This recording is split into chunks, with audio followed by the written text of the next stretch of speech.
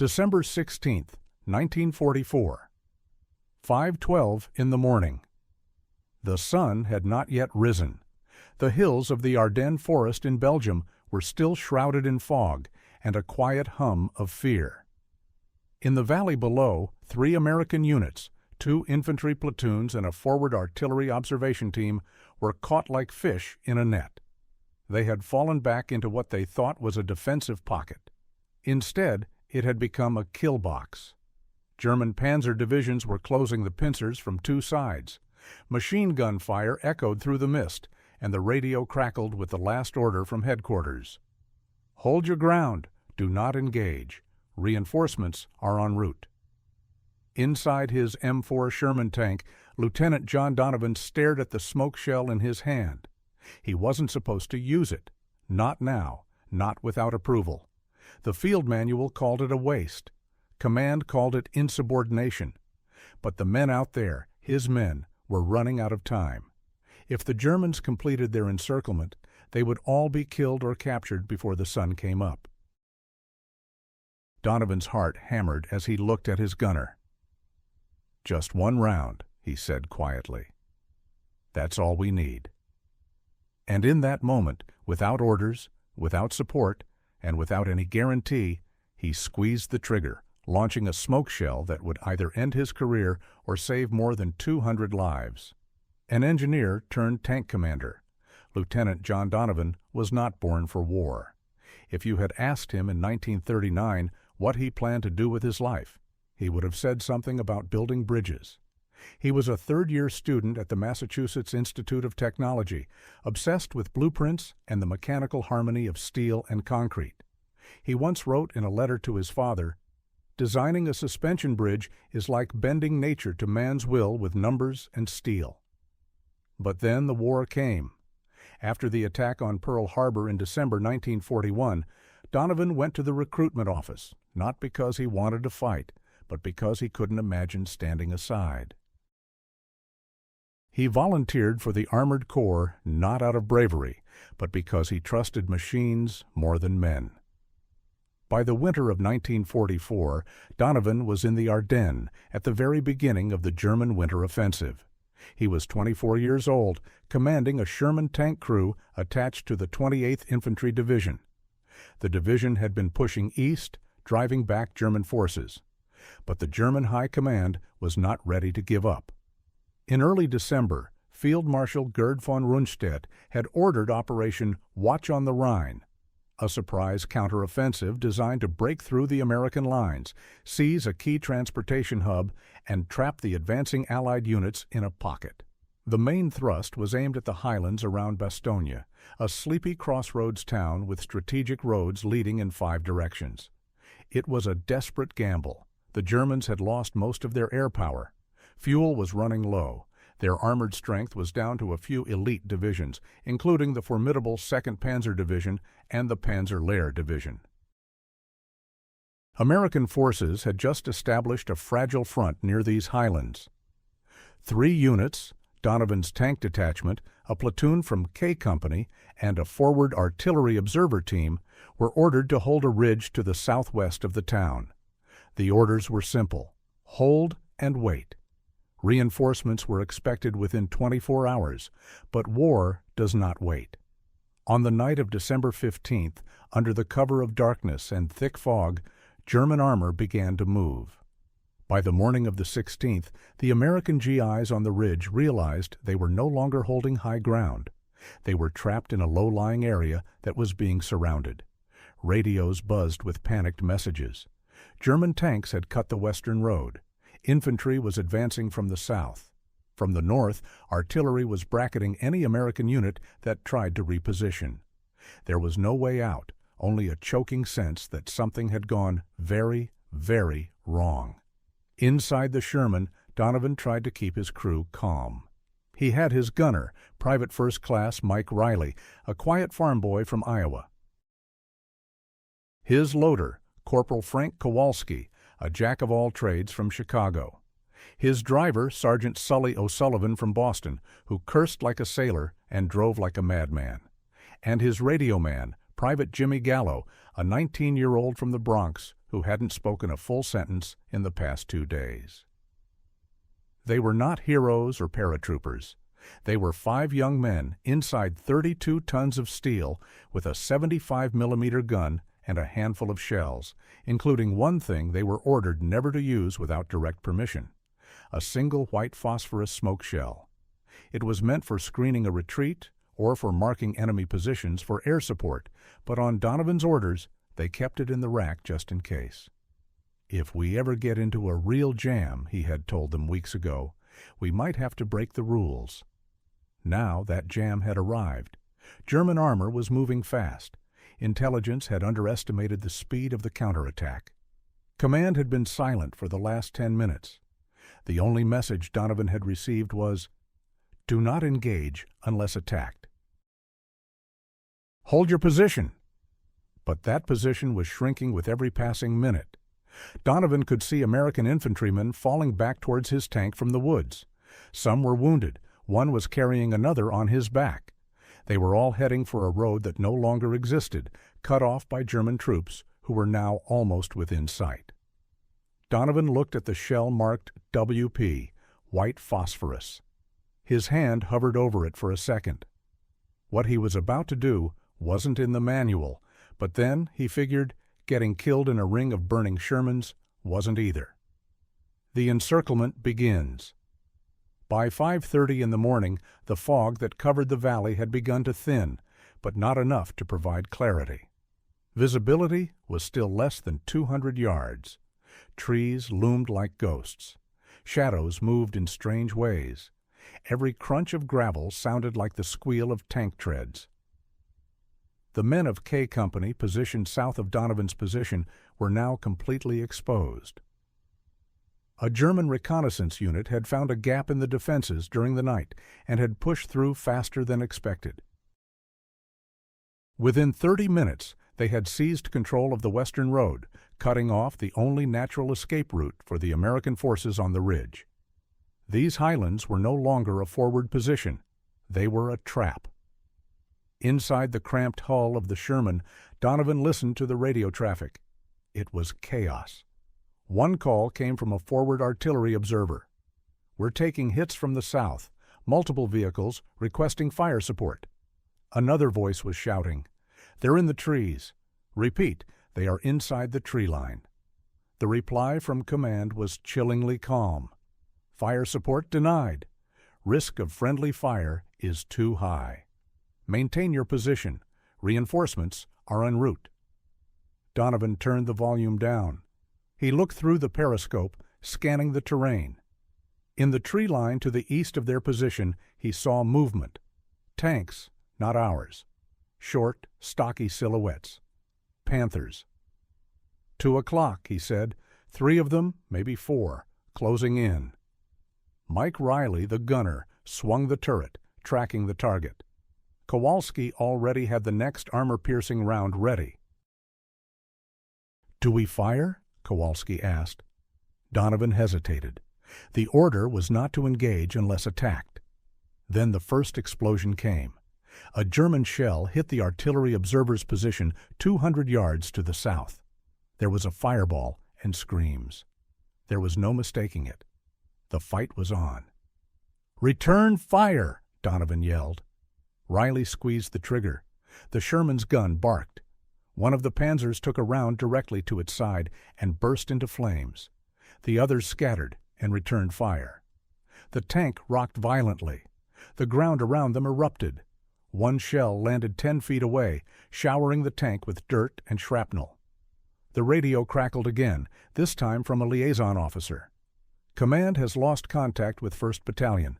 Position is compromised. All units fall back to line red. Repeat, fall back." Donovan froze. Line red was to the west, towards the road now controlled by the Germans. "Damn it," Sully muttered. "They're telling us to retreat down a road that isn't there anymore." Outside the tank, the American infantry was already moving. They were falling back in small groups, dragging the wounded, screaming for medics. There was no formation, no command structure. It was a slow-motion rout, hampered by the fog, the fire, and the confusion. German troops began to appear from the southern slope. Machine guns opened up, and men went down. Someone returned fire with a Browning automatic rifle, but it wasn't enough. The Germans were pressing their advantage. Donovan could see it clearly now. In less than 10 minutes, the enemy would close the southern pincer. That would complete the encirclement. If that happened, no one was getting off this ridge. His hands tightened on the hatch. He scanned the terrain. The only possible way out was now due west, but German armor blocked that path. Yet something else caught his eye. The wind. The smoke from the burning Panzer was drifting west, towards the German positions, slowly but steadily. "Kowalski," Donovan said, "you still have that smoke round?" The sergeant paused. "The WP-1. Yes, Lieutenant." "We're not supposed to use it."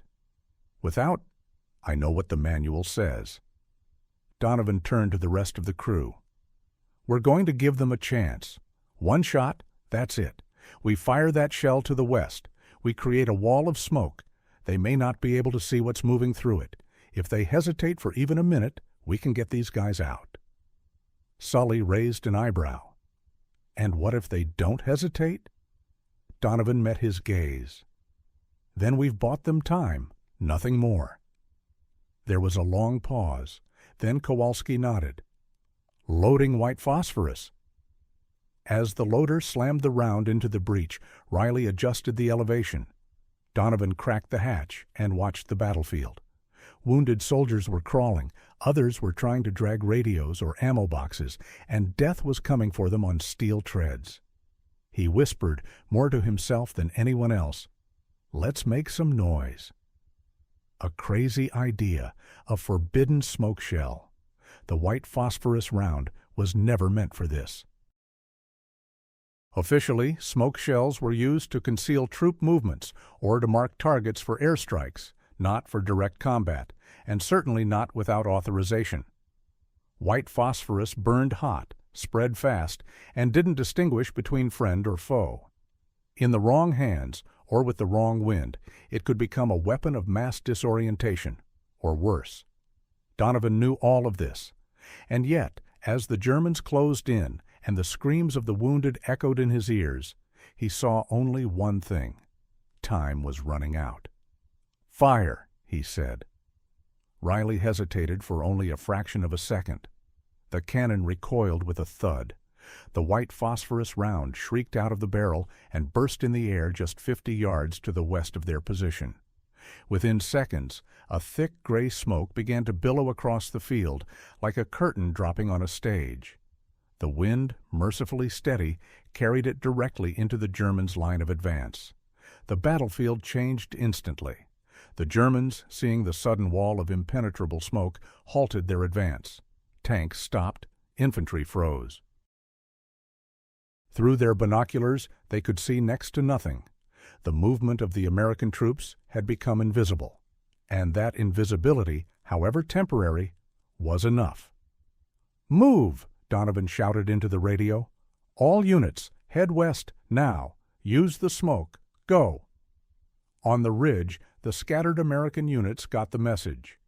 Infantrymen scrambled from their cover and began running for the western slope. Medics grabbed stretchers. Artillerymen abandoned their equipment, grabbing their rifles and pulling each other through the haze. Some carried the wounded, others just ran. Inside the Sherman, Donovan traversed the turret slightly. If they fire through it, we hit back. But only if they fire first, we maintain the illusion. "What illusion?" Kowalski asked. "That we planned this?" Donovan said grimly. From the German perspective, the battlefield had gone dark, the sudden appearance of smoke where there had been none. Right at the moment American forces began to disappear from view, it raised an alarm. Some German commanders feared a counterattack. Others thought it was cover for an artillery barrage or an airstrike. In reality, it was just 5 men in a tank, gambling on the direction of the wind and fear. For 90 seconds, nothing moved. And in those 90 seconds, The bulk of the remaining American forces on that ridge disappeared into the smoke and made it to the rear line. Donovan watched the retreat with clinical precision. Every time he saw a helmet pop up, he counted the seconds until it disappeared behind the screen. No one was shooting now. Not the Germans, not them. Even the tank seemed to be holding its breath. Then, suddenly, a shot rang out. A German machine gun opened up from the left flank, firing into the smoke. Panicked, a second machine gun joined in. Then a Panzer's main gun barked, firing blindly into the fog. Donovan made a split-second decision. Return fire, suppression only. Hit near the muzzle flash. Let them think we're still defending. Riley obeyed. The Sherman roared again, this time sending a high-explosive round into the thicket where the muzzle flashes were dancing. The result was a fireball, smoke, and more chaos. The Germans halted again, unwilling to charge into what might be a full-scale American defense. Behind the smoke screen, nearly 200 American soldiers had slipped away. The gamble had worked. Donovan let out a breath for the first time in what felt like hours. Sweat was pouring down his neck. His fingers were trembling. The entire crew was silent. "You think Command is going to like what we just did?" Sully finally asked. Donovan didn't answer right away. Then he smiled wearily. "I think Command is going to like that we're alive. Everybody, let's move." At first, no one moved. The smoke rolled across the field like a living thing, consuming everything in its path. To some soldiers, it seemed like a trap, too convenient, too sudden. To others, it looked like hope, wrapped in a gray shroud. Then someone shouted, "They're giving us cover! Go! Move!" It was enough. The entire ridge began to move. Dozens of American infantrymen broke from cover and sprinted west, into the fog. Some were limping, some were carrying wounded on their shoulders. A few stopped only long enough to ditch extra gear, helmets, ammo pouches, anything that slowed them down. The smoke was thick, acrid, and burned the lungs. But it also gave them something they hadn't felt since dawn, a chance. One by one, squads slipped into the haze. What had been a frozen, piecemeal retreat just minutes before had turned into a coordinated exodus. And Donovan's Sherman stood at the very edge of it, the last visible sentinel before the void. "Keep traversing the turret," Donovan ordered. "Make them think we're covering everyone. What's our ammo count?" Kowalski asked. 4 armor-piercing, 2 high-explosive, 0 smoke, Riley replied. "Enough to bluff and look dangerous," Donovan said. From inside the tank, they could barely see 20 yards now. The fog and the white phosphorus smoke had merged into a thick gray curtain. Occasionally, they would catch glimpses of shadows, running men, limping figures, a stretcher. The Germans, for their part, were still holding their position. Their officers, seeing the cloud, hesitated. Some suspected a full-scale American counterattack under the cover of the smoke. Others feared booby traps or indirect fire. The order to advance had not come, and no one wanted to be the first to walk blindly into an ambush. That hesitation saved lives. A group of artillery spotters stumbled past the Sherman, coughing and holding their mouths. One of them banged on the side of the tank. "Great trick, guys. You just saved our asses." Donovan didn't respond. He was focused on the map on his lap, calculating where the new fallback line might be, if there even was one.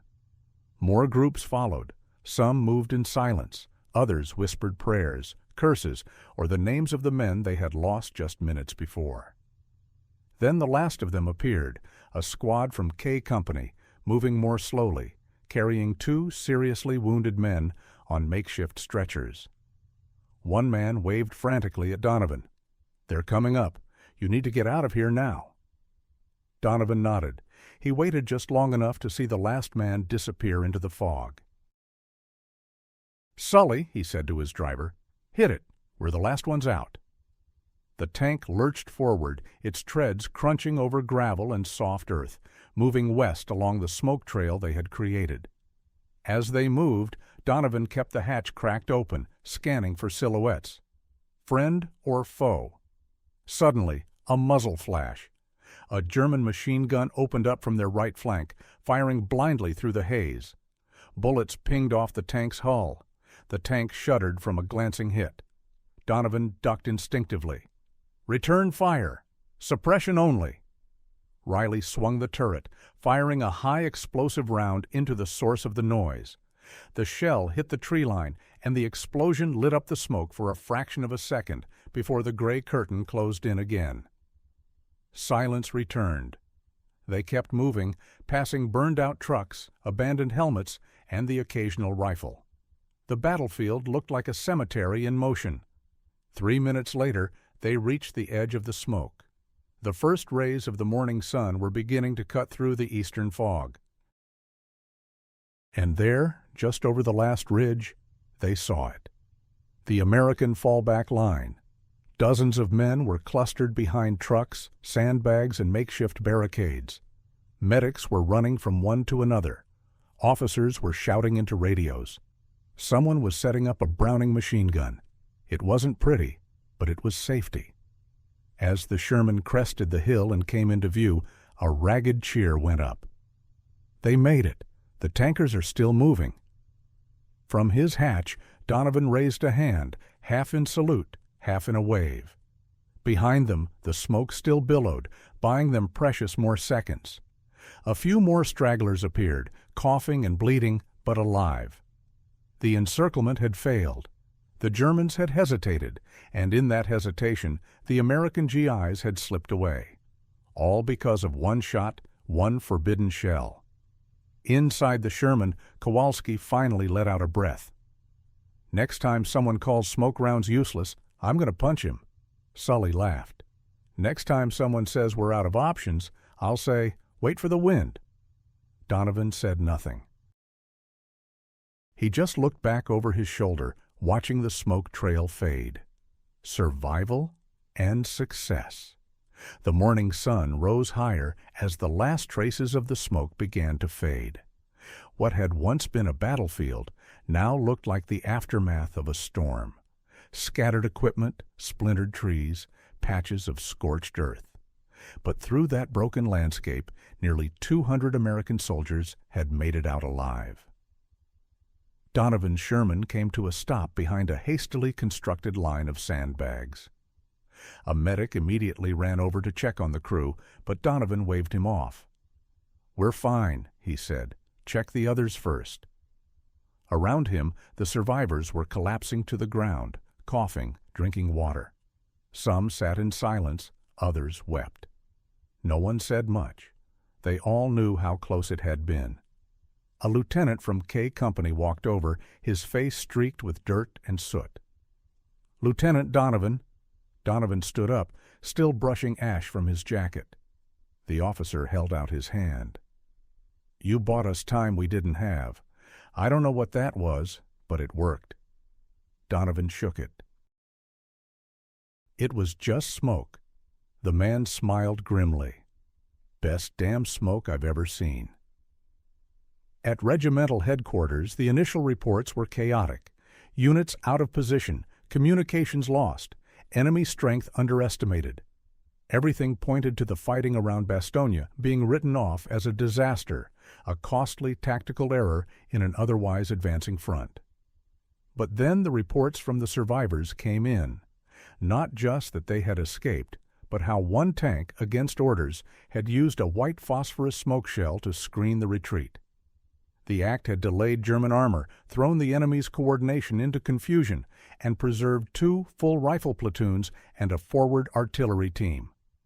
Not a single officer had been killed, only 14 wounded.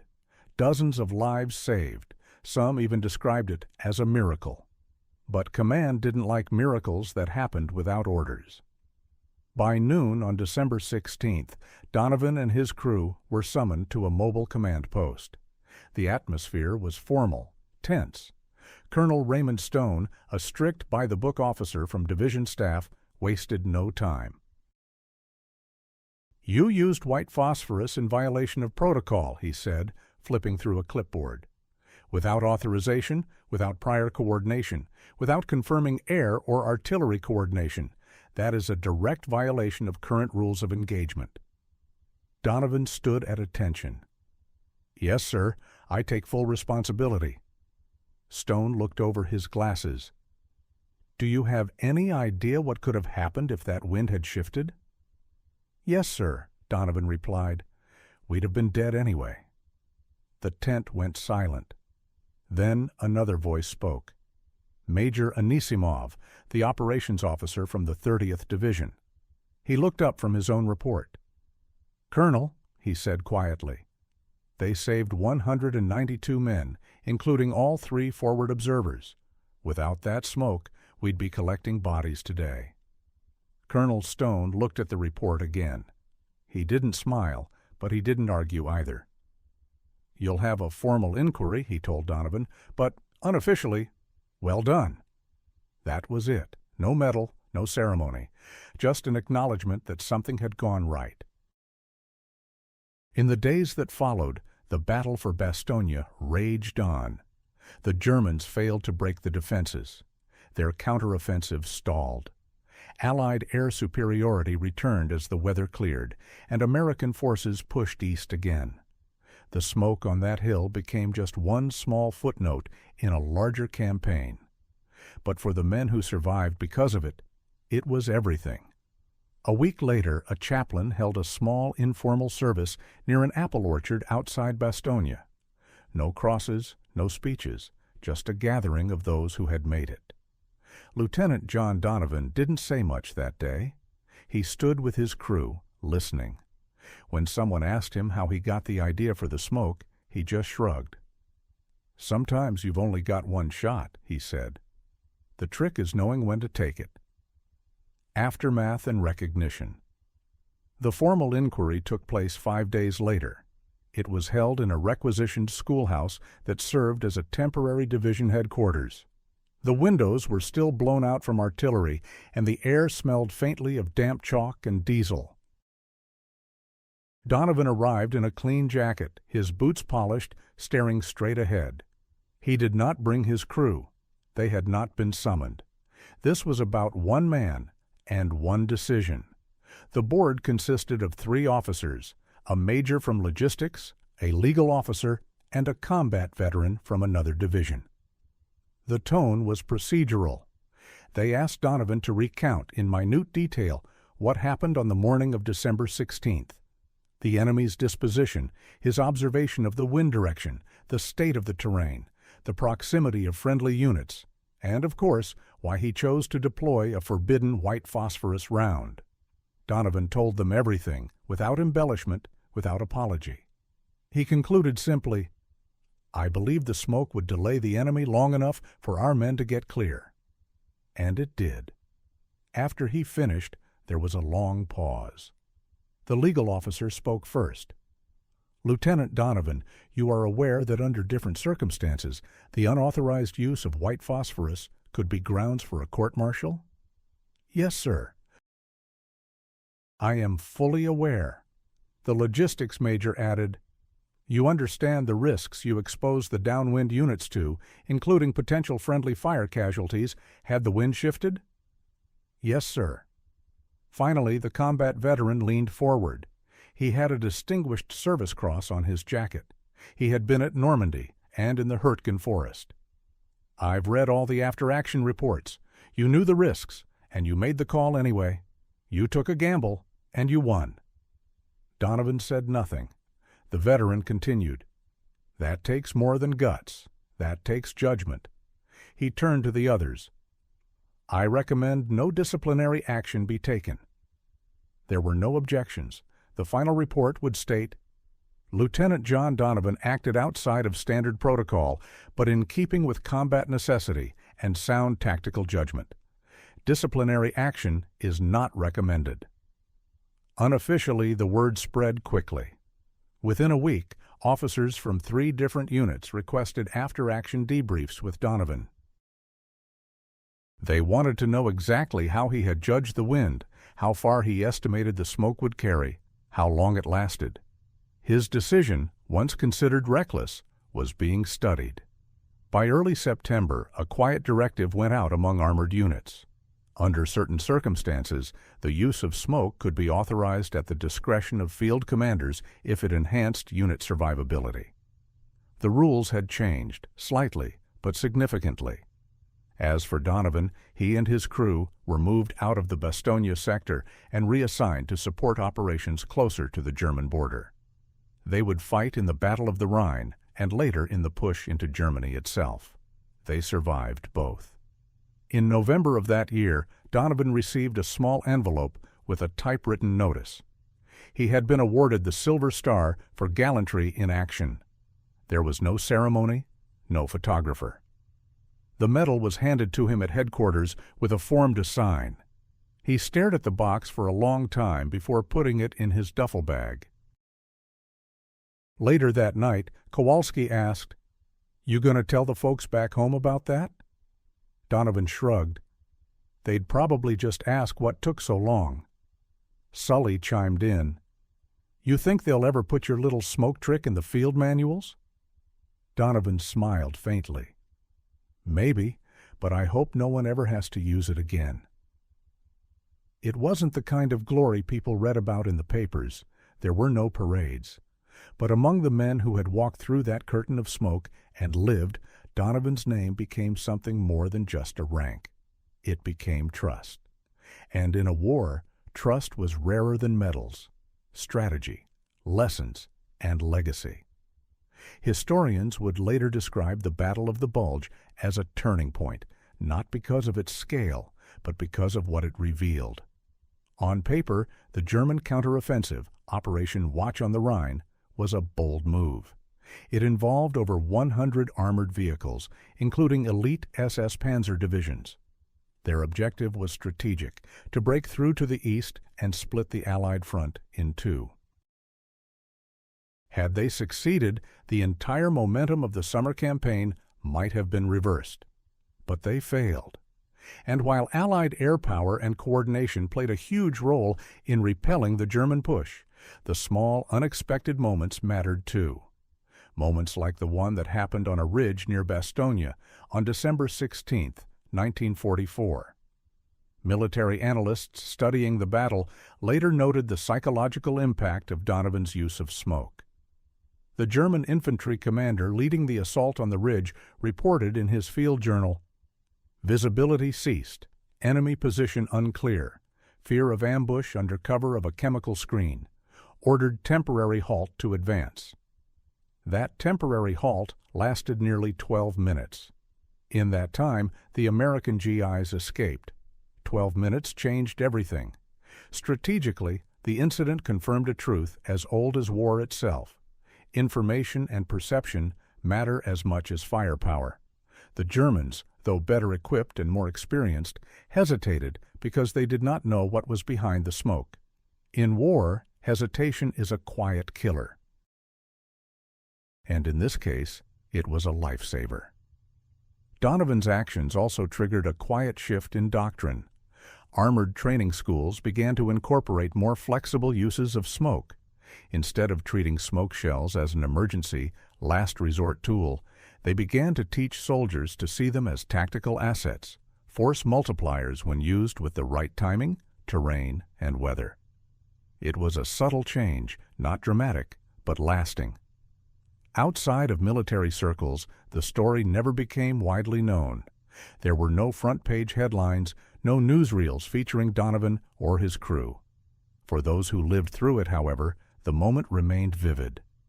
Private Harold Jensen, one of the wounded infantrymen rescued that day, later wrote in a letter to his wife, "I don't know the name of the guy in the tank who fired that smoke shell, but I know one thing. I owe him everything. We all do." That letter was later archived by the National WWII Museum in New Orleans. Another soldier, Corporal Ilya Ford, wrote a short memoir after the war. In it, he included a chapter called The Wall of Smoke, where he described the experience. "We were walking dead men. Then the world turned gray, and through that gray, we found our way home." For Donovan, the legacy was quieter still. After the war, he turned down an offer to stay in the Army. He returned to MIT, finished his degree, and eventually took a job designing automotive safety systems for Ford Motor Company. Ironically, the man who had once broken the rules to save soldiers with smoke went on to create structural innovations that saved thousands of lives in car accidents. He rarely spoke of the war. When his children asked him what it was like, he would only say, "Loud, fast, and full of choices you don't get to make twice." But one folder, yellowed and labeled Ardennes Ridge Engagement, sat in the back of his closet for years. Inside was a map, a photo of the crew, and a single spent shell casing, polished to a shine. Years later, long after the uniforms were boxed away and the medals forgotten in a drawer, John Donovan wrote a letter to his younger sister. He was 62, recently retired, and reflecting on a life that seemed, from the outside, quiet and ordinary. But in that letter, lost between memories of childhood summer vacations and talk of car engines, was a passage he had never shared with anyone. December 16, 1944. I can still smell the smoke, not the kind from a fire, the kind that hides you, that wraps you up like a second chance. I wasn't supposed to use it. We were supposed to hold the line, follow orders, die like good soldiers if we had to. But something about the sight of those men out there, scared, bleeding, still trying to carry each other, I just couldn't let them die for a regulation. The battlefield taught me something that day that no manual ever could. Sometimes the only right choice is the one you weren't taught to make. The letter was found years after his death. It was never meant for publication, but his family chose to donate it to the National Museum of the U.S. Army, where it now sits in an exhibit called Split-Second Decisions, Tactical Genius in the Field. There are no monuments to John Donovan, no documentaries, no best-selling memoirs. But somewhere in a quiet archive lies the testament of a man who changed the course of a battle with a single unauthorized act of judgment. And maybe that is the real lesson, that sometimes history remembers you not for what you were ordered to do, but for what you chose to do, when no one else would.